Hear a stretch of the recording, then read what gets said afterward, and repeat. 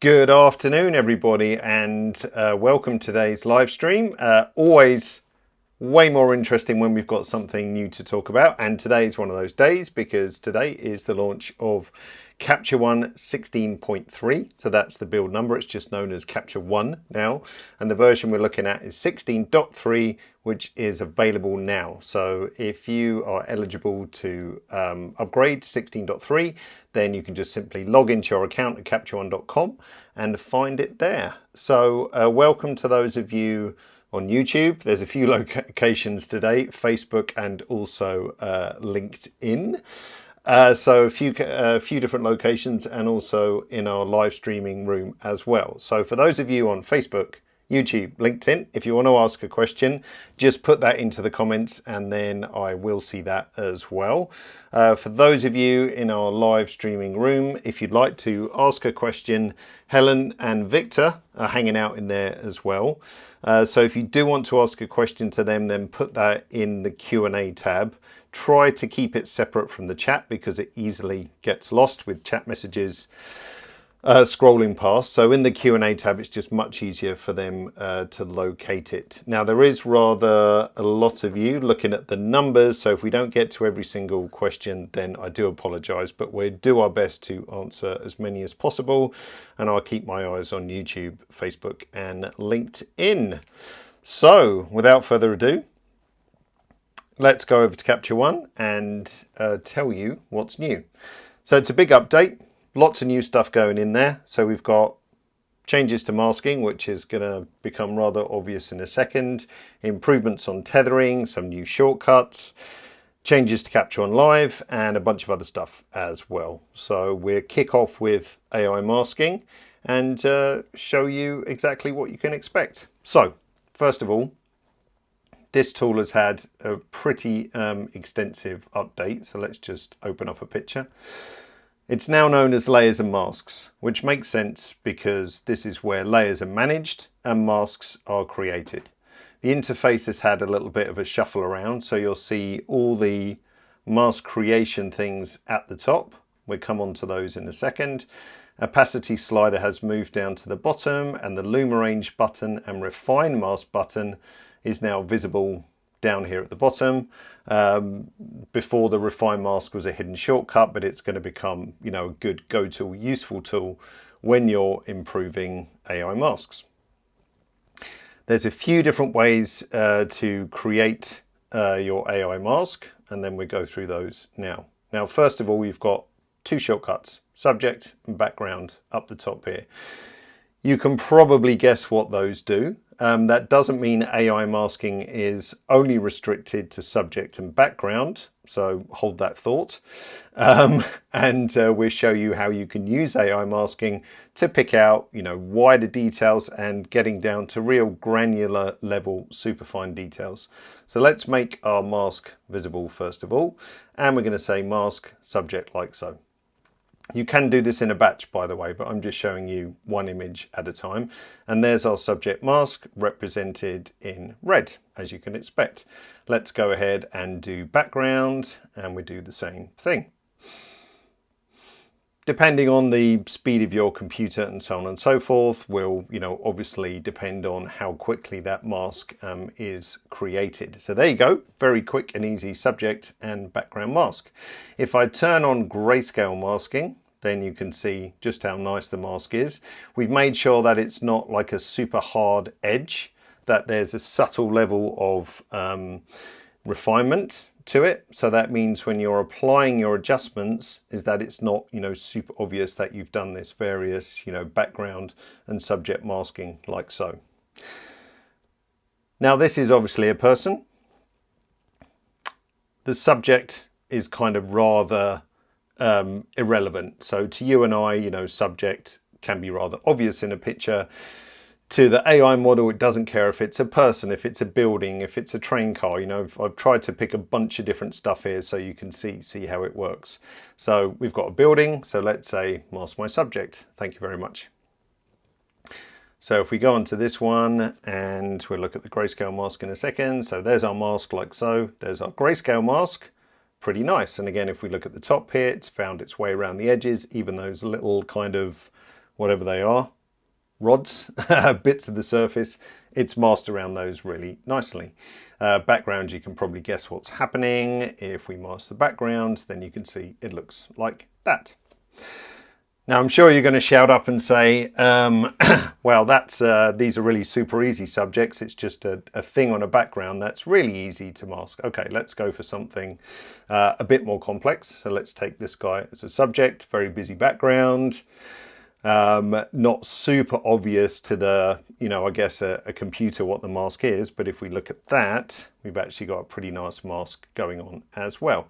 Now, these masks, you can edit them. So if you need to refine a little bit, remove a part, which we'll look at in a second, add to it or whatever, you can do so. It's not, a mask that you can't edit. It's if you would have been hand drawing it yourself.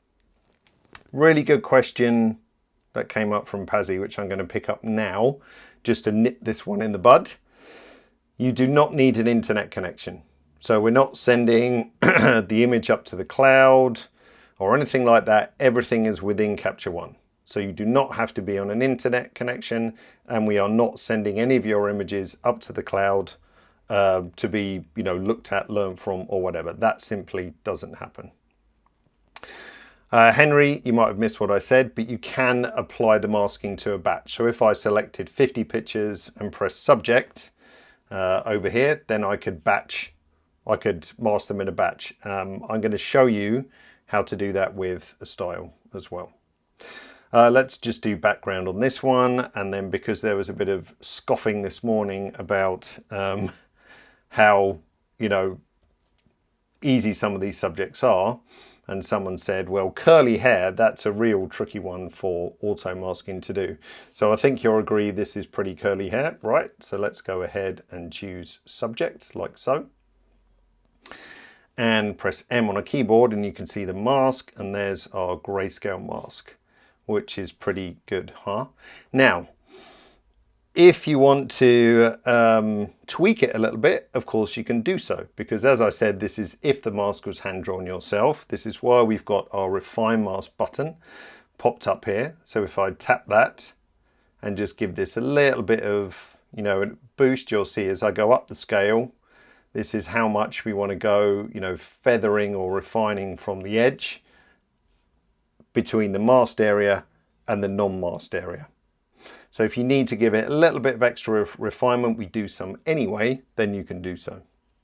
So this gives us a pretty nice mask. If we just do something like, let's zoom in a bit so you can see, so I'm not cheating. And let's pull up the brightness, just tweak that.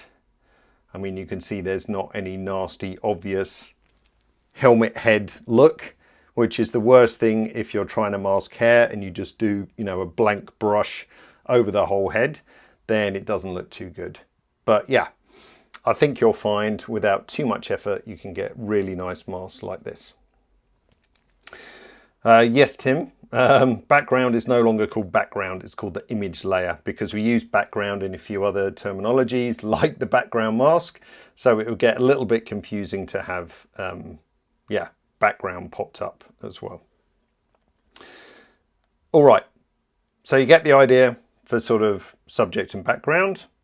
We've looked at people, we've looked at a building. Let's go and look at our friend over here, and I want to show you that yes, of course, you can edit these masks. So if I go for subject, and then we'll see what Capture One picks out, pretty obviously, like so, but it's also got the branch, and you might not want the branch.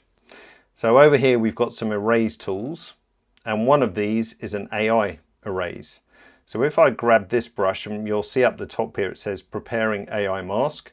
That's Capture One doing an analysis of, the various parts of the image, not sending it online or anything like that. Now, if I hover over the stick here, that's going to give me an impression of what I want to erase at this point.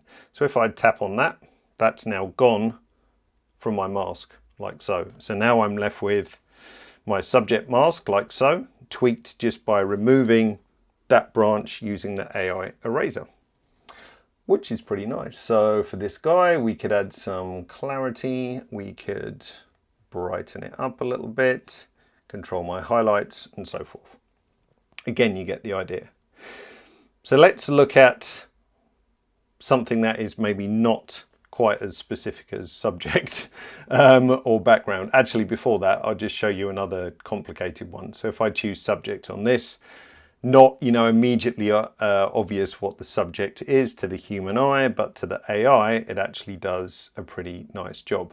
Now there's a little tiny error down here, just in the chair, as you can see. So if I grab the AI minus, it says preparing AI mask, wait a couple of seconds, hover over that, and then I can just delete those bits. And then it missed a little bit in here, so I can grab my AI select brush and then fill in any of the areas that I want. So I can just draw around that, and now I've got my mask completed. Or I could have just brushed that in by hand, to be honest, would be probably the faster way to do it. Now remember that, of course, all these tools complement the existing masking tools. So it doesn't mean you have to immediately throw away all that you knew about masking up until this point. Absolutely don't do that. Which is why I did a masking live stream a few weeks ago, because knowing the full set of tools, whether that's AI or doing it by hand, is really, really important. All right, let's give you some other examples. What shall we go to? So let's go to this guy. Let's make a new layer. So, important point, if there's no layers present and you do some AI masking, Capture will make the layer for you. If you've got an existing layer and you do some AI masking, it's just going to add to that layer. So I'm going to make a new layer first of all and show you a preference which you might be interested in. So if I go to settings and then the appearance over here, the mask color is by default like a 50% red. Now sometimes I don't find that super easy to see, so I'm going to go for something a bit more nuclear and a higher opacity. And then now when I grab my AI select brush, preparing AI mask, as you can see, if I hover over this building, I can decide which bits I want to mask, right? So I can pick out pretty small individual elements. We could go even tighter if I wished. Now, if you wanted to mask the whole barn, you see it's a little bit frustrating. Oh, how do I get the whole structure? I mean, I can just click on different elements and then add them as a mask. But what you can also do, let's just clear this mask, is use this as a selection tool. So it's the same cursor tool. So if I draw around the barn like so, oh, I missed a bit, hang on, let's do that. Start at the actual edge of the barn, David. So if I draw around the barn like so, so I've just boxed that with the cursor tool and let go, now I've got my mask. So use the same cursor tool to either pick out individual elements, or you can use it to box around as well. Now, if you wanted to add some other little bits down here, I mean, to me that's a pretty nice mask of just the barn itself. But look, there's a little tiny bit here. So if we grab the AI brush again, now that I've zoomed in, it's preparing it once more, so it does it at a high resolution. So if I just box around those, then it's added that to my mask. It's like pretty simple and straightforward. So now we've got our barn selected, so I can go ahead and adjust that as I wish. Klaus, hopefully that answered your question. What's happened by more subjects? You only show one subject masking. So, I mean, you can use it as an additive brush. So let's just go to this. So we've got two bunch of different elements here. So let's say I want to darken these windows down. I can grab my AI brush and box around this window. So if I just draw a box around that, you see gradually it shows me exactly what I want to select. So I can grab that window. And then now if I box around this window, I've got that mask on the same layer. So I can additionally keep adding to that mask using that brush if I want to. I could of course add, you know, more layers and have them on separate layers, but this time it makes sense that I'd like to darken that window down a little bit like so. So now I've got, you know, that window mask with those two boxed elements. I mean, if I wanted to add this guy, we could box around that as well if I wish, but I don't want to. So, but yeah, you can use that brush to add, the AI eraser to subtract quite nicely. and then subject and background to do those kinds of things. All right. So also this morning there was a little bit of, oh, I bet it doesn't work around trees and things though. So before I started, I was hurriedly looking for some trees and I couldn't find some trees, but I've got some grass. So I thought that's a pretty complex thing to move around. So if we hover my AI brush, now this is a really good example. So if you look at this mask now, you can see that it's like a preview mask. So it's not the final mask you're going to get. You're roughly looking at the area to be masked. So don't worry if the edges look bad. This is just giving you a rough idea so that, you know, we can quickly hover around areas and see what's going to be picked out. So I'm going to go for the grass here. And if we look at our grayscale mask, that's actually pretty nice. Now, as I said, if we wanted to refine that further, we could just tweak a little bit of extra refinement in. That just bleeds it out between those edges and has that nice subtle fall off.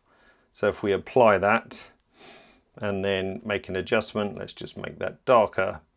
That gives you a really, you know, nice believable adjustment. And even though it's out of focus, you know, we've got pretty nice selection around those pieces like so. So trees, no problem. Curly hair you saw, no problem. Works really, really nicely. Let's take this one, for example. Was it this one? No, let's go for the 3 trains. Oh, I thought I had 3 trains. I must have missed that one. There it is. Couldn't see it. So again, if I wanted to select the middle train car, just as an option, I could box around that. Away you go. And then now we've got our mask like so. We can combine them with style brushes. So let's say you wanted to deep sky this one. Well, let's do it on this one actually. Let's say you wanted to deep sky this the sky in this shot. And what I mean by deep sky is a style brush. So if we grab our style brushes and find our deep sky style brush, so that's going to set up the brush and the adjustments for this deep sky effect. So if I start drawing on there, you'll see what deep sky is. Now to draw around this whole sky with the brush and to get around this telegraph pole is going to be pretty tricky. But if I grab my AI select brush, hover on the sky, click once, there we go. We've just deep skied everything in one hit. And there was a question this morning about how does it, you know, go around trees again. But I think this is a good example of, you know, a mask which has actually fitted around this telegraph pole quite nicely.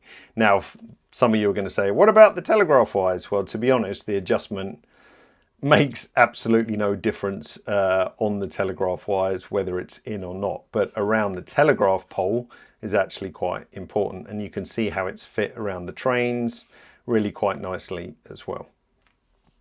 So use it in conjunction with your style brushes too.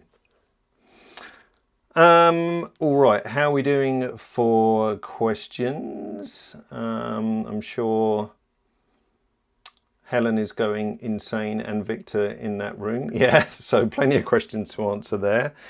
Thank you for helping each other out on YouTube as well by answering the questions. So that's good. I saw this question come up again. Does the AI tool need to be on the internet? No, it's completely offline. Can we use the AI tool to do healing? No, not currently, but that could be quite interesting actually, because the mask is created by the healing brush, so it's not possible. All right, let me just look at these images and see if there's anything else I wanted to show you. Yeah, just to give you another example of how you can combine different brushes together. So if we select the subject mask on this guy, and we look at the mask, it looks like this. It's got a bit of the handrail, no problem. Grab AI erase. The erase color will look like the complementary color of your mask, so it's easy to easy to see. So if I tap on the handrail and then probably this bit as well, now we've actually fixed our mask quite nicely. Oh yeah, that's what I wanted to explain in better detail. So if you wanted to go to real fine, you know, granular elements, so let's look at our train here again. If let's just reset the layers that we've got here. If we were looking at this train and I grab my AI select brush, now if I hover over on the train car, then it pretty much selects the train, as you would expect. But what if I wanted to pick out something really specific? So if we zoom into a higher level, you'll see that AI mask will be prepared once more. So if I want to pick out something at, really granular level, like these things, then I can do so. Or if I box around this, then I'll pick those up like so. So the more detail you need, the more you just need to zoom in. Oh, a challenge from Martin. What if I only want the Union Pacific logo? Sure, we can do that. So let's, reset that layer. First, clear that mask. Union Pacific. So if you just want like the whole wings, I suppose. Let's try that.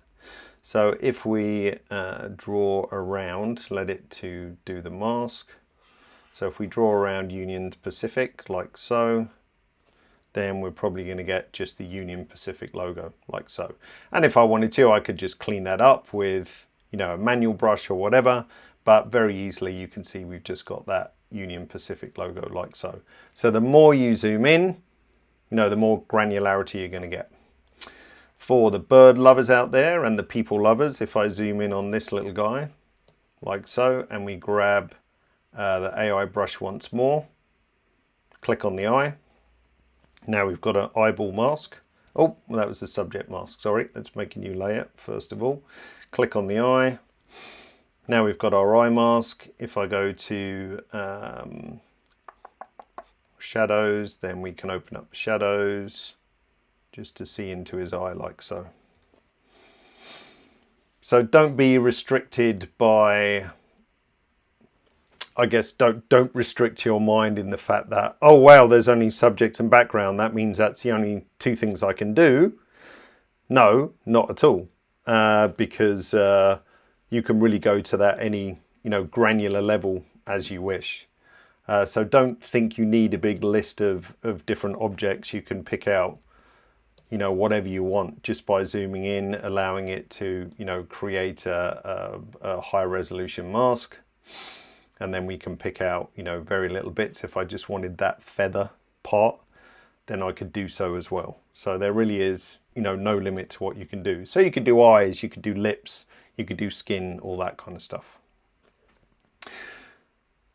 Can I do an AI mask with luminosity? Yeah, sure. Just remember these are not different masks at all. So what was our subject mask looking at here, like so?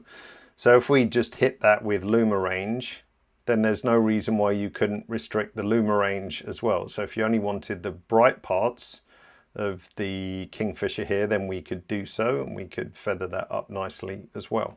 So it's completely possible. It's just a mask that has been created by AI, but there's no reason why you can't edit it and manipulate it like you would do normally. Oh, good question. So the magic brush is completely obsolete now. No, I wouldn't say so, because let's take this object, this subject. So let's reset these layers and see what AI does. So we can pick out the face quite easily, like so. But this headdress is a bit more of a struggle. So we've got some options. So I could, let's see. So if I select it with the AI mask like so, then I'm going to end up with this. And then I could take the erase brush and knock this part out, and then this part, and then this part, and then this part. So now we've got that. So that was relatively quick. But there could be some situations where magic brush might make sense. So if we take the magic brush, let's try it on this one. Let's just do a little squiggle on there, see what magic brush does. Can fill in those areas. And then down here, then I could take the AI minus and take that bit out. Which was faster. I mean, there's probably not a lot in it, to be honest, but there's no reason why you can't combine the brushes, whether that's manual, magic, AI or whatever, to get the mask that you need. So there's a little missing bit there. So I could just grab a manual brush and just fill that in like so. So use them in combination, what makes sense for you, definitely. Sorry, I was just checking that raft of question. Yeah, good summary from Walter. You said that better than I did, I think. It's a more efficient way to create a mask. The mask itself is no difference once created. So it's if you have been blessed with an incredibly, finite hand that can, draw very complex masks in a split second kind of thing. Yeah. All right. Is that enough on masking? Or shall we look at something else? I think that's probably given you a taste of everything that's possible. Oh, we'll save it into a style. One last thing. This I found really interesting because on this particular shot, and I used this demo this morning to say, obviously on some things it's not easy to detect a subject because it's not obvious what the subject is. But look what happens with this. So if I turn the mask on and I say subject, I thought this would completely fail. But what I've actually got as the subject is that, which is not a bad assumption, because out of anything on this picture, what I would want to do, I'd probably refine that a little bit more, to be honest. So I would give that, a tweak of refinement so it's nice and subtle. And what I would want to do is I'd probably darken that area a touch. I'd add a bit more clarity and, a bit of saturation. Now, before I've got this picture hanging up on the wall at home, then what I did was just do a manual mask. I did like a rough kind of drawing in the middle, but what we've actually got here is kind of a really nice quality way of looking at it as well. So it's surprising how good that AI is at picking out an actual subject, even if it's not obvious to you or me. Equally with the AI select brush, what we could have done once it's prepared, we can pick that out. We can actually pick out the subject by hovering over here. We can pick out the inner part of the springs just by hovering in the middle, like so. So yeah, everything in combination, really, to be honest. All right, last thing for AI masking, then I promised to talk about something else so that the guys who are not interested in AI masking aren't bored. Okay, so we've got a background and subject mask. We had a few questions at the start about doing this at a batch. Yes, you can select a bunch of pictures and hit subject and background and it will do it on those. Or you can save it as part of a style with adjustments. So let's say on our subject, I'm always going to have a little bit of a pop, let's say, and some additional contrast, let's say. And on my background, I'm going to darken it down and we're going to lose a bit of saturation too. So what I can do in my styles tool is save a custom style. And note here we've got background mask and subject mask. So indicating that these are an excuse me, an AI created background mask and an AI created subject mask. Okay, I don't want the crop, so I'm going to turn that off. And then we're going to save that and we'll call this AI subject and background pop, like so. And save that. So now that's a style which has a baked in subject and background mask based on the image itself and some adjustments. So if I go and pick something else with a subject, let's go for this. And I go to my styles and I choose this one. First of all, the AI will run and pick out the subject and background and apply those adjustments as well. Now we could do this on a batch, and you could walk away and just let it do its business. But now we've got our subject mask. Let's have a look at that. And we've got our background mask. That's our background mask. And then we've also got those adjustments like so. Now the sharp-eyed ones of you said, hey, it's missed a bit of our dress, but no problem. Grab the AI brush, hover over there, and now it's part of my mask like so. So again, you can do that as a batch if you wish. So if you had 50, 60, 100, 200 wedding shots and you wanted to do your subject background style, then you would just select all and batch apply. Yes, it's going to take a bit of time, but it's something you can leave running in the background. It's going to be faster than you individually masking every subject and background. So that will be really nice. All right. Checking questions. Can we add a linear or radial mask to our mask? Yeah, of course, if you can combine masks as well. I mean, if you've already got a mask and you add a radial or linear, it's going to cancel that out, but you can add luminosity constraints to that, all kinds of stuff. All right, now I think it's time to move on. That was half an hour on AI masking, but it's really a fantastic addition. It's very accurate, it's very fast, it's easy to use. Yes, there's going to be occasions where you might need to tweak it a bit, but it's going to save you, an enormous amount of time in just those tedious tasks. I mean, the whole point of AI is that it takes away the tedium, but not take away your creativity, because that's certainly not what we're about. That's a good quote. These AI masks have unlocked God mode. Yep, nice to be God. While we're on layers, just a little additional thing to mention. If I add a new layer, this is already for the PC people. This is where the PC has won over the Mac in this case. What we found on the Mac is that when you were brushing, it was a little bit stuttery, wasn't very smooth. So the frame rate, if you like, how often the viewer updated with your brushing is now much faster. So you actually get that nice kind of organic feel when you're dodging and burning for it to be much, much smoother. So that's an improvement on the Mac. Couple of other things. I think a question came up as well. This is a new thing, duplicate selected layer. So that will make an exact copy of the layer with the adjustments in the mask, which can be handy for all sorts of situations. That was a direct request from our community as well, on our community forum, which you can find on our support pages.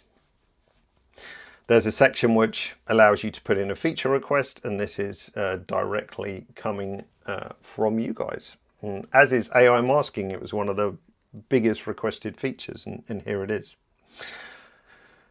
Tethering enhancements. Now, tethering is a little bit hard to show nicely in the small space that we've got here. So I'm going to roll a little bit of videotape in a second. But essentially what we've done is give you the ability to keep shooting tethered, in inverted commas, even if you disconnect the cable. So what happens is, for Canon and Nikon cameras, is that if you're shooting tethered, I'll explain why it's only Canon and Nikon in a second. If you're shooting tethered, you can pull out the cable. Perhaps you want to go in closer to a detail shot, or you want to pull back and get a BTS or something like that. You can keep shooting to the card in the camera, reconnect the cable, and everything will flow back into Capture One. Importantly, picking up the adjustments and the naming as well. So let's just roll this little bit of tape. This is Ajatu Shaw, who did our promo picture. So she's pulled the cable on her camera. She's been tethering for a few shots already. She can now move in. She can do some detail shots. If your cable's not long enough to reach, of course, then this way you can just have a bit more freedom to move around. So once she's happy with what she's got, connect the cable back up. Of course, Capture One will now find the camera, and then as the picture comes into focus, you'll see that it's applying those adjustments and the naming convention as well. So this is just a really nice way to continue tethering, as I said in the introduction earlier, but without actually being connected to the computer. Now you can safely do this for a couple of hours or something like that. There is really not any limitation that we feel will limit you, because generally we feel this is just an action you want to do to quickly yank the cable, dive in, get a detail shot or something, move around the studio, grab some BTS without having to then import them into Capture One and apply the adjustments and of course the naming convention. So if I just roll this video back a tiny bit, there we go. You can see on the screen it says applied adjustments, and this naming convention just under applied adjustments has all carried on as well. So that's super nice. Now, as I said, this is only available for Canon and Nikon at the moment. You must have a card in the camera, obviously, for this to work. And the reason why it's only Canon and Nikon is currently this was the most straightforward way to implement it. Unfortunately, all the manufacturers do their PTP protocols in a slightly different way, so it's not always immediately obvious how to do it, unfortunately. But we will look at the other manufacturers and see what's possible. I mean, it might require that the other manufacturers have to make some changes to their protocols, but the reason why it's only Canon and Nikon is not because we dislike everyone else, it's because it's possible to actually implement it with the current PTP protocols, but we will certainly look at it. Another, excuse me, losing my voice, lots of talking today. If you don't want that to happen, could be a reason, then if we go into the Capture One settings and go to Capture, then there's a little box down here under Retether, fetch images from card on USB reconnect. So if you don't want that to happen, then just uncheck that box. JD, I see you've put a few questions up on YouTube about Phase One. As I said, it's how the manufacturers, and Phase One is a manufacturer just as they are as Sony, Canon, Nikon, etc., implement their PTP protocols. So depending on how that's done, depends on how easy it is to implement this. And it doesn't mean that other manufacturers are going to be ignored. It just means we have to do a little bit of extra work, maybe convince them to make some changes if they can for this to happen. But it's by no means any, intentional way of leaving people out. Eduardo says, I don't drink water in my live sessions. Aha, it's hiding down here. So yeah. Okay, Snap to Eye, kind of carrying on with retethering. This is not camera manufacturer dependent. You'll be glad to hear. So a popular tool, whether you're working on your own or whether you are in a studio working as a digitech or something like that, and quite often we need to keep an eye on the focus. So if we go to tethering, you may well be aware of this focus tool, the tether tab. If you haven't seen this tool or it's not in your tether tab, just right click and add the tool called focus. You'll find it here if you need to. And there's a new option down here which is called center to eye or center to face, or disable it. So what happens is as we move through different pictures, this will stick on the eye. If you're shooting tethered, you may have seen that in the video actually. If I just find that video again and just whiz to this point, you would see actually as the pictures are coming in that it sticks on the eye as well, like so. So that's also using this snap to eye functionality. So as we go through the pictures, click back on Capture One, excuse me, doesn't matter what kind of eyeball it is. So it's gone to a not particularly sharp, blurry eyeball and it's picked that up like so. Closed eyes, also not a problem. Someone asked earlier if this works for animals. I think that is a no. So you might find, I have seen it work on an eagle at some point, but it's not intentional that it works on animals. It's a people functionality. Now, because this is already, let's go to 100%. So you can adjust the zoom level here depending on what you find comfortable looking at. But don't forget this focus tool, you can bring it out and we can make it bigger. So if you have a secondary monitor that you want to, drop this tool onto, then you can do so. And then straight away you'll get this nice view of the eye and you can adjust that focus area. If you would rather see the face, we can go center to face. Perhaps drop the zoom level a little bit like so, depending on what you're shooting, and then now it's going to center up to the face, as you can see, which is pretty nice. Now, if there is no face, then it's not going to work. This does rely on facial recognition technology, but it doesn't have to be enormous in the shot. I put this shot in here because his face is a rather small element of the picture, but it still shows up quite nicely, like so. So simple. a tiny feature in terms of how it, looks, but actually a real lifesaver, as one of our viewers has said here, is a time saver for culling. Exactly. Now, just in case you didn't know, cull mode up here, this button, which is already in Capture One, it's been there since 16.2. If we hit that, then we've also got a face focus here as well. So you can also use this in culling mode as well. Then it will show the face. If there's more than one face, then you'll actually see a series of eyes or faces as well. So if you haven't discovered culling mode, that's already been there since May, I think it is. So it's really, really useful. So cull mode up in that button there. Right, what's next? Capture One Live. Capture One Live, I need to actually open a different session. So I'm going to do this. Open Capture One Live, this one here. What is Capture One Live? I appreciate some of you might not know about Capture One Live or understand what it is. And this version has had quite a significant upgrade to it.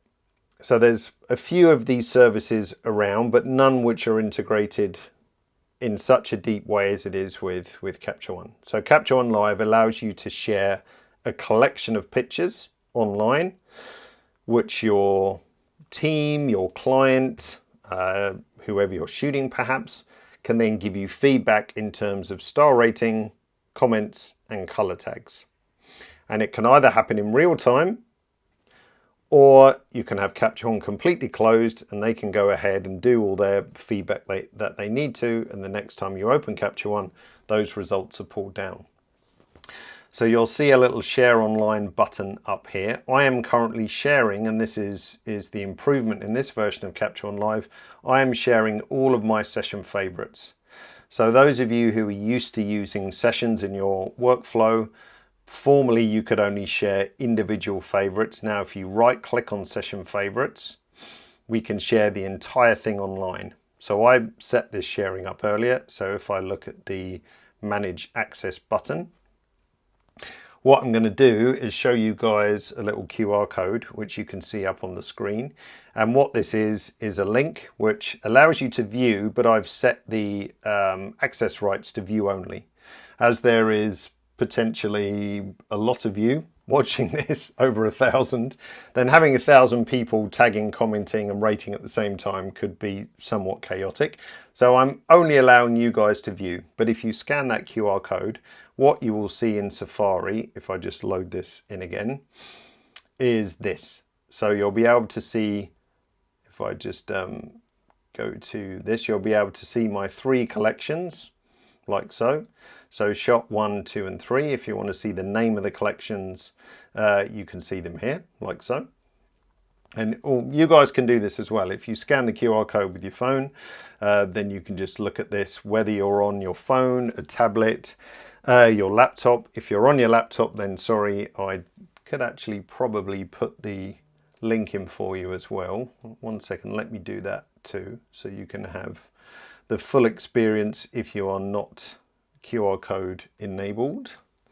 So that should work to everybody, I think. And I can do the same here as well. 1 second. Let's try this. I'm not sure if this link's going to work for those of you in the webinar chat room, but we're going to try it. So hopefully that'll work, or just use your QR code. And now you are seeing exactly what I would be seeing here. So if you want to play and join in, if you go to shot 1, and if you look at, I can't remember which one I did, I think it was this one. Let's see. Yeah, so let's go to this guy. So if you're looking at it online, have a look at shot number, where are we at, number 429. So shot number 429, that's this gentleman here. Down at the bottom, there's a little comment bubble. You can see this on mobile as well. You can see comments. Now, if I was being kind and allowing you to have comments, of course, you all could comment in this space as well. The new thing also about this improvement is that we've got a new tool called Comments directly in Capture One. So I can have a direct dialogue with my client or clients without having to leave Capture One, essentially. So if I write a comment in here, I've already written, do you think it could be warmer? Actually, I have changed my mind. I want it cool like so. And then if I send that, that will go directly up here. If we look online, you can see, and those of you watching as well, will be able to see that comment. And if I had allowed you to comment back as well, you would be able to change star ratings and color tags. We could have that whole conversation going on within Capture One as well, which is pretty nice. These are obviously lower resolution pictures, but you can zoom in a little bit to check for focus. You can scroll through all the different pictures like so. It just works really, really nicely. I've got a couple of other comments here as well, which you can take a look at too. Yes, Trenton, it makes it much more useful on set, especially if you're used to the session workflow, because you can share that whole nest of pictures. Sharing several links is obviously a little bit troublesome, but this way, of course, you can share, you know, the entire session favorite bundle, essentially. Pazzy says, will that show all the comments on that new toolbox, or just those what is on the image that you're viewing? So yeah, any comment on any image will show up, essentially. So yeah, in the toolbox, if I understand your question, this is showing me the comments on the current image. It's not possible to filter by comments yet on Capture One, but that's something that will come. This comment structure is also going to be on Capture One mobile. So if you're an iPad user, then it's also going to be on Capture One mobile for iPad and iPhone. And notice that this image has a little comment bubble next to it, so you know it has comments on it. And you will in the future be able to filter by comments too. So you'll be able to just filter and see all those pictures that have comments, and then just be able to go through and see which ones have comments like so. So I can see these two pictures have been commented. Also, if I change the star rating, so if I change this to 5 stars on the picture, you can see this is updated immediately, or almost immediately, to 5 stars. Stephen, I'm so glad you asked that question. Yes, so if I look at the access management, so you guys are looking at this, the anonymous anyone with a link, and you guys can only view right now. I can invite as many people as I like via email, and they can all have different access rights as well. So Stephen, I could nominate you to be able to rate, tag and comment, have, you know, the full access. Someone else who I didn't want to interfere with it, I could invite them via email and they can view only. And the email process is very secure, so they receive an email saying that they've been invited to a Capture One live session. Then they have to confirm via an access code, which is very quickly emailed to them again to make sure that they can go in. And then in this whole comment train, you will see exactly, let's just choose this one, you will see their email address here, so you know who exactly has commented. Nice one. So that's a super nice enhancement to Capture One Live. Anything else on Capture One Live that I've missed? Oh yeah, so you all have access to Capture One Live on this version of Capture One. The free version, the Capture One Live link is only active for 24 hours and then it will expire, and you can only share it one link. On the paid for version, you can see here this expires on the 23rd of November. I set this up a couple of days ago. Then it lasts for 30 days. And then it will expire, or you can instantly kill the sharing at any point by hitting stop sharing. To get the paid for version, it's either an add-on to your existing license, or if you go to the all-in-one package, that's Capture One Live, and Capture One Mobile as well, then you get, you know, the full service package. And Capture One Live is available on Capture One Mobile too. And I should also mention retethering is also available on Capture One Mobile as well. So those new features have been added too. Nice. Okay. Performance stuff, because that's important. Keep your Capture One, if you've got your Capture One Live windows open. Actually, one thing I wanted to mention is that this is also happening in real time. So if I mess up the exposure, so you can see this as well, see very quickly, almost immediately, if I just change this, then it updates. So if you guys are looking at image number 518, then as soon as I make a change, then it updates too. So it can be used in the real time as well. So if someone is shooting tethered, you can pretty much see the pictures that come in immediately. You can also watch the session by clicking on those little binoculars, and then whatever the Capture One user is doing, you're kind of pushed those changes straight away, whether that's editing or, so if I just follow the shoot and then I change this one, you'll see it change. If I go to this picture, mess around with this one, then immediately it's updated as well. So you can follow exactly what's going on in Capture One, which is pretty cool. Okay, performance stuff. Just wanted to point that out for Capture One Live because it's a critical part of it. Preview format has a big change in this version, and if you don't know what the previews are or what they mean in Capture One, I mean, similarly to many other applications like this, for speed reasons, when you import a picture into Capture One or you shoot tethered, we create a small color managed preview of the actual image. So when I'm looking through pictures like so, we don't have to go and recall raw data. We're just looking at a preview. Only if we zoom into, 100% or closer, or need to use something like luminosity masking, then we actually need to go and dig into the raw data a little bit. However, previews formerly in Capture One did take up quite a lot of space. So this new preview format is much, much smaller. So best case, depending on your preview size that you've chosen, more on that in a second, how many megapixel camera it is, and a few other factors, we could halve your previews by 50%. So it's a big savings. So if you think of a catalog with 100,000 pictures in it, that becomes many gigabytes of database previews and so on. So at best, we could chop that in half, which is great. They're also much, much faster to generate. So if you're shooting tethered, those previews build really quickly. When you're importing, then they also build quite fast as well.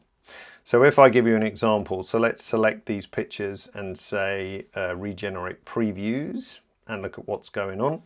I'm generating the maximum size preview. So this is the longest it could possibly take, and they build really, really quickly. I'm glad Walter mentioned this as he did this morning. So new previews and thumbnails approved. I went from 65,000 image catalog, 230 gig to 120 gig. So 110 gig saved just on a new preview format.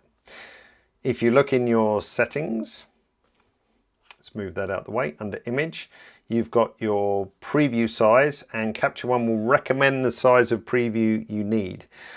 So my other screen, which you can't see, I'm sharing my laptop screen, is a 5K monitor. So I've got my preview image size recommended to be set to 5K. Now these are the biggest previews and they take the longest to make. So if you're on a 2K monitor, you wouldn't need to be that big. Capture One will recommend you the right size. So first of all, I've got, the largest previews generating, but they still work nice and quick. And then we've got two options, optimized for speed and quality. So I'm currently running on speed.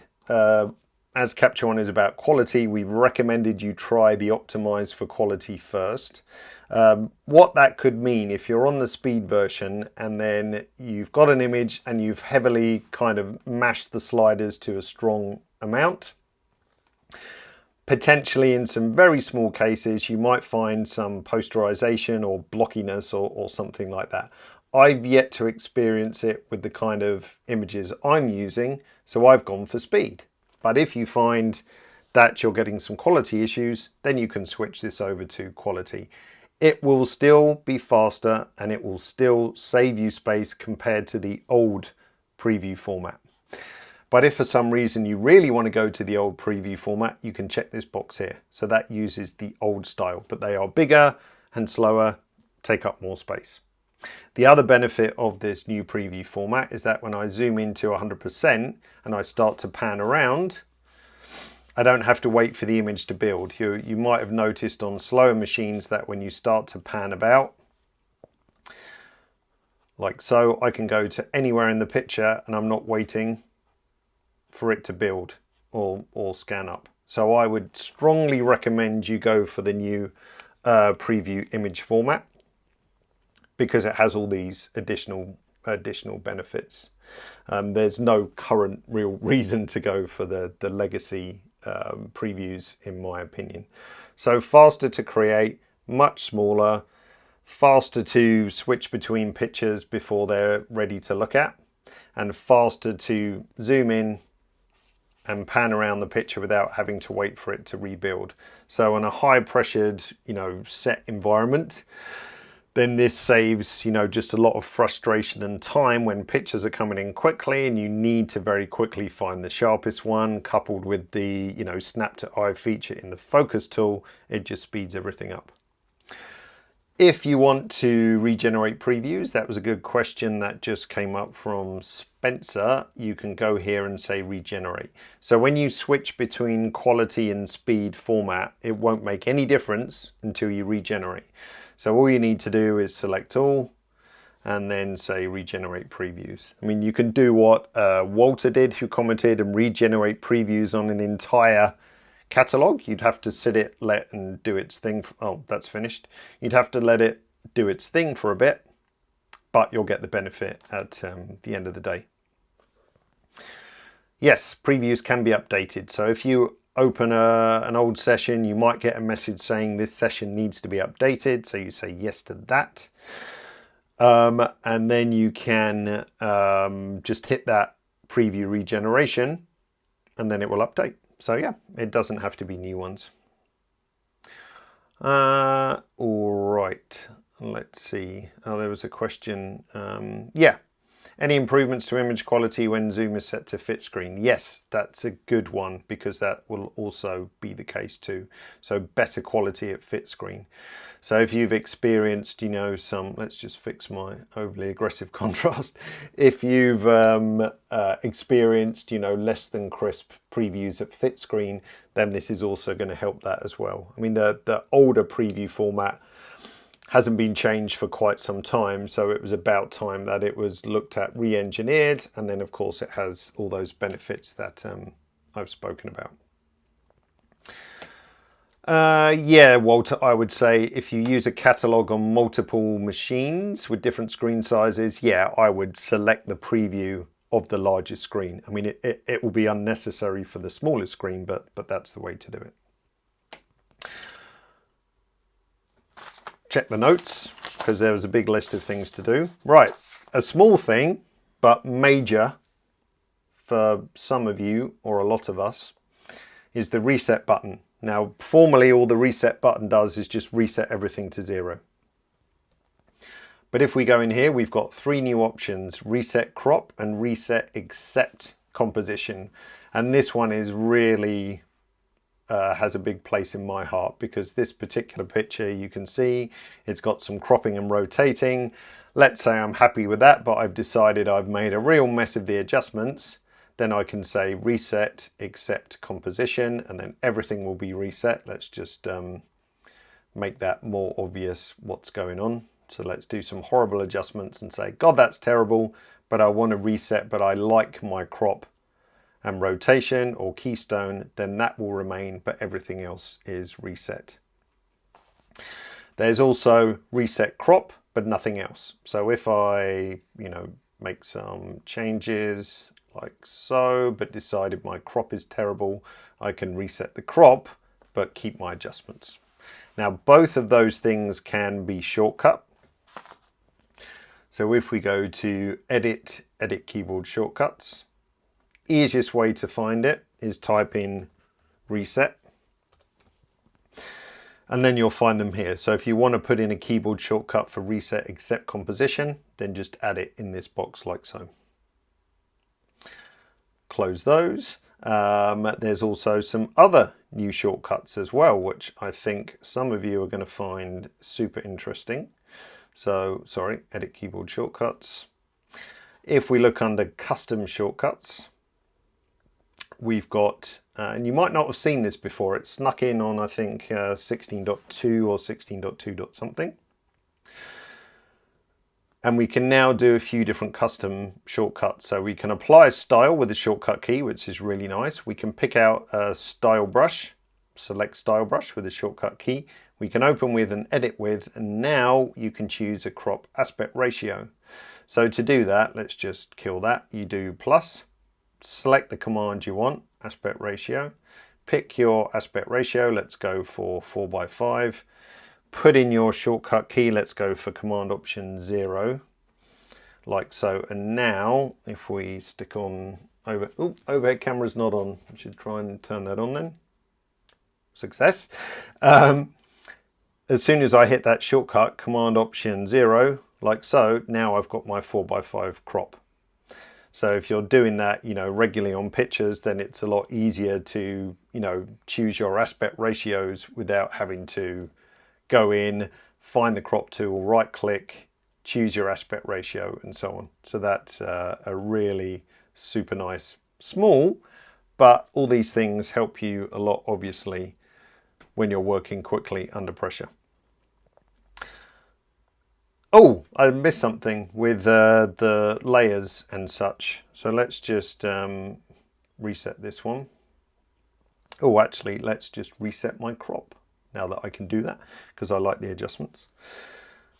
There was a little additional shortcut. So if we look at layers and masks again, whenever I'm using a brush, whether that's a manual brush, magic brush, or the AI brush. So let's go for AI brush, and let's see. Well, let's hit subject and see what happens for this particular one. I kind of want one where it picks something which it doesn't. Oh, okay. So in this case, we've missed a leg. So I can add in these few different things like so. Oh, missed a bit of heel. But if I wanted to erase something, then if I hold down my option key on my keyboard, where's my brush? So notice as I hold down option, it changes to AI minus, like so. So if we wanted to pop out his skin tone as an example, then I could just do that. So it's just a toggle between erase and brush. So if I take the shoe out, then I can get rid of all that stuff, like so. Oops, and his leg there as well. Now that could be the magic brush. So if I do toggle on this one, then it does magic erase or magic brush. So it's just a really useful toggle. If I'm just normally brushing and I hold it down, then I can erase. So it's just a great faster way to switch between brush and erase. So it's really handy to do so. Right, and the last shortcut. So we're going to leave the overhead camera up. Let's just zoom in a little bit. Oh, you saw my messy desk. Broken the illusion then. For speed edit, if you're not aware of what speed edit is, if you hold down a certain key on your keyboard, so like for example, if I hold down Q, then you see you get a little mini exposure slider at the bottom. And then using your pen, mouse or trackpad, it doesn't matter. If I just drag anywhere left and right on the image, then I've got my exposure. Oh, let's go to the image layer, my bad. So now I've got the image layer like so to adjust. So that's what speed edit does. And there's a whole bank of keys which do different adjustments. So if I hold down 1, that's got Kelvin, so I could boost up the Kelvin.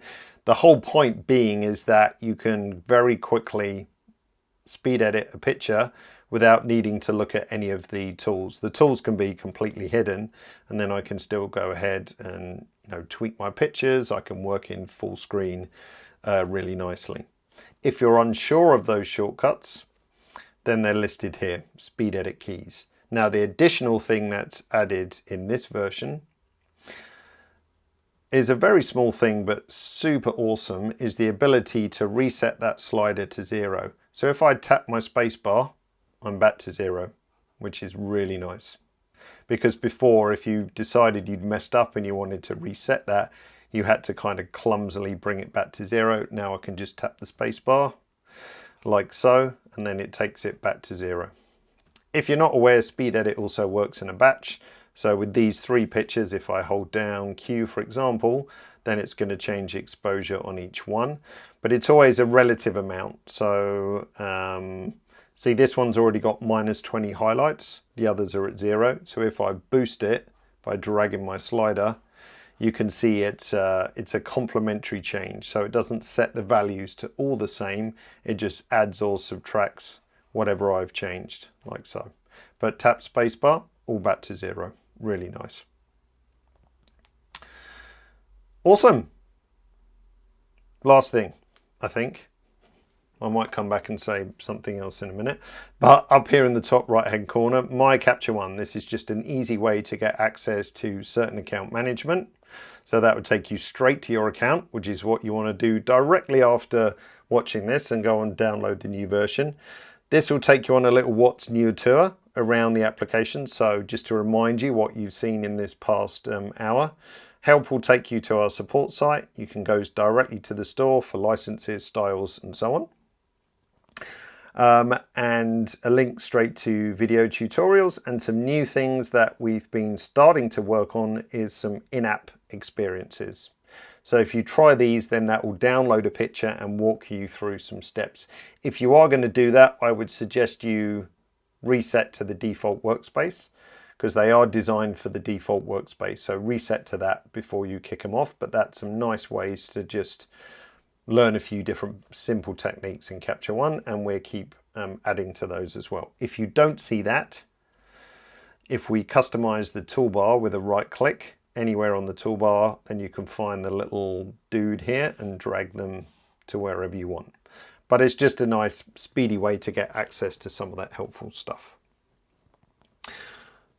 Now I think that's it. Oh, last thing for Windows. If you are using Luma Range tool, you will notice that when the Luma Range tool is up, it blocks access to the viewer. On Windows, this is now a floating tool, so that if you are working with, Luma Range additionally on a picture, if you find that you want to zoom in and check something, you now can. It's not on the Mac yet, but will be very soon on a forthcoming update. But on Windows, it could mean I could zoom in and just look, closer and everything, and sort out my Luma Range to a higher degree of accuracy, because sometimes you want to see what's going on the edges. All right. Phew, there we go. So we did overrun slightly, but it's almost impossible to squeeze everything into an hour. Now, we didn't really do a lot of editing today with the AI stuff. So again, if you point your cameras in this direction, then you can sign up for the next live stream, which is on November the 2nd, 5:30. It's not CEST. We changed the graphic, but I forgot to update it on this one. It's CET. No more summertime, boohoo.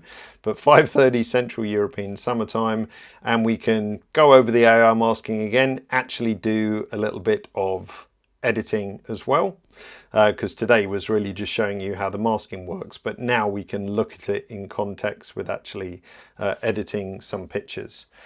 So you can, go ahead and scan that link. Let me just copy paste the link in over here as well.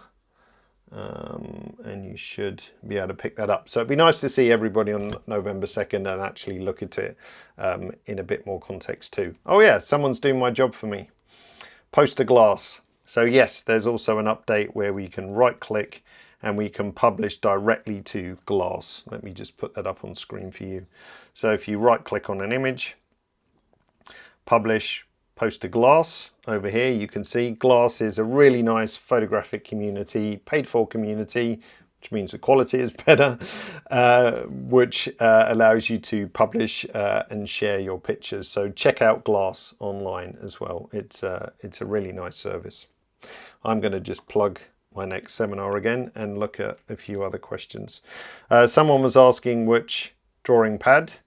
I'm using. It's a rather old and beaten up Wacom Intuos Pro, but it does the job. I don't use a lot of the additional features or anything on it. It's just simply a lot nicer for me holding a pen than it is holding a mouse.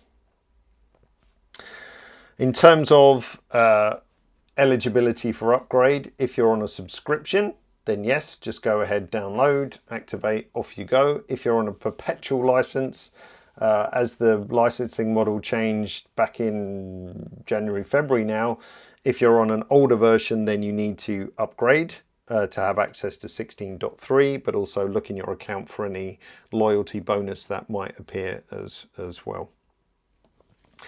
In terms of the performance of my machine, if you think I'm running some super high strength, amazing Mac, I'm running it on a laptop, so it's a MacBook Pro.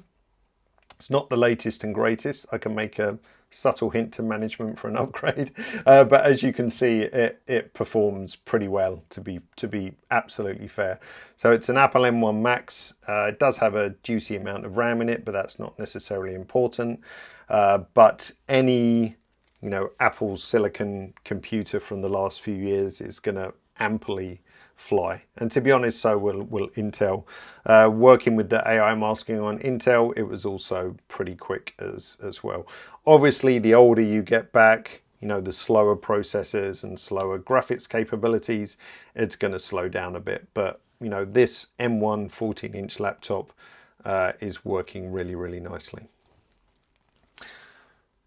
Great. Thank you to Helen and Victor who have answered. I would hate to think how many questions. I'm just scrolling through them, and it's oh my goodness, it's a lot. So thank you to Helen and Victor for doing so. That's an insane amount of questions you've answered. So I'm sorry if we couldn't get to everything that you asked.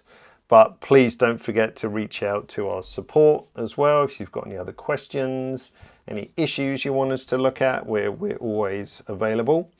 Mac OS Sonoma is supported. It's actually supported already in the former version.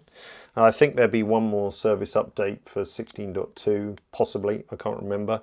But Sonoma is already supported in this version too.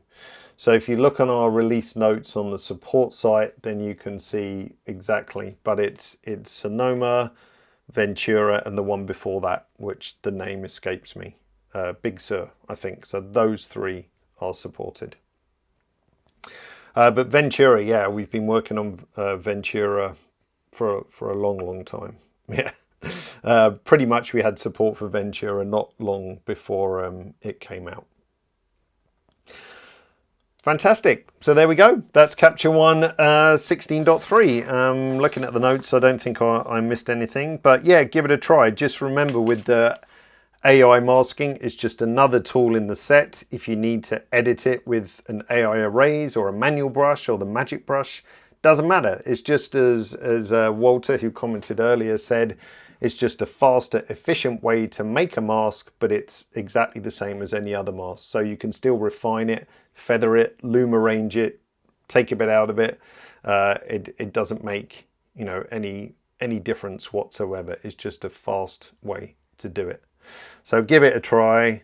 I think you'll find it will have a massive impact to the speed at which you can create masks.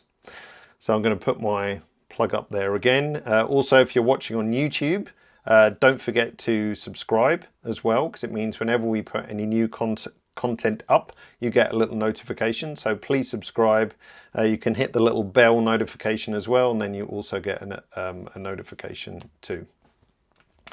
And yeah, thank you to the digital techs out there. Yeah, we love you too, definitely. So hopefully those features like the preview generation and the snap to eye is just a big help for your workflow too. Thanks everybody. Enjoy the rest of your Wednesday, and I hope to see you all on November the 2nd. So yep, sign up and we'll see you then. Take care. Bye now.